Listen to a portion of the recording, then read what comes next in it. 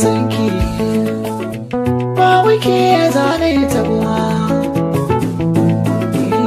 ina san ki bare ki san yare idan so ya so zuci ba rabuwa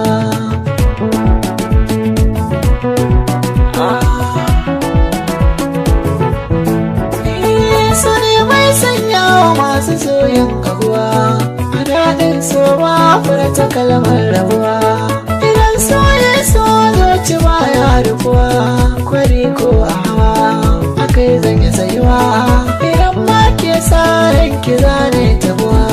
dukan wani na kan ki ne babu wata a fannin sogo nake kadai ce mafita amma kewa za da bai waso babu ita zan so ki fahimta zane miki gata kyama na ya wuya ba da ruwa kauna ta sa yanzu ba ni ji ba ni gani so mai sanya gugwar mayar bidawa da gani zan so mu kasance kamar ya hanta da jini so zai min lahani ki duba ki gani ina ƙaunar ki kamar ya sanda da uwa ki gazgata kauna ta gaskiya ce na rubo ina fatan za na samu kyan sakamako farfar gaba da wani garin amana ki miko domin kai mai ko da zan yi da ko zan jure samun ki gona shi ne na zuwa ƙauna ta biyu zuciya tana gara amo burin raina gare ki ango na zamo cikin fannin hakuri akan sanya damo a yau na yi gamo ina so ki zamo cikin burin rayuwa ta zo mai haduwa shi sama ya duba mai rashi ko da kudi ina so ki aminta gona ke ce mahadi bayanin da ke zo ta fuska ta fadi ina ce babu hadi na dawa da mani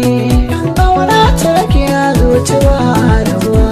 kalaman so gashi wanki na yau guziri saman ki wuri na zai zama abin alfahari akan kyage ƙa'ina da kyawun kudiri ki bullo sarari ki ban so da wuri idan kin ki bugu na zuciya zai ta sanar so wasu sankuran ta ba sa magana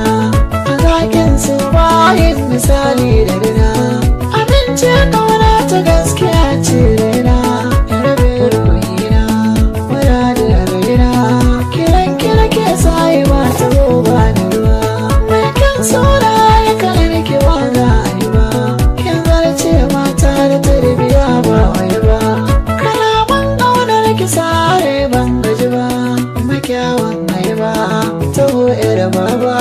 mai san gaske yau da raba da ne ba sare ki samun ƙayatattun fina-finan Hausa da kuma samun ƙayataccen waƙoƙin Hausa na manya-manyan mawaƙa da sinƙi-sinƙin bidiyoyi masu nishaɗantarwa. Sai ku yi maza ku garzaya shafin YouTube ɗin mai suna Dan Small TV.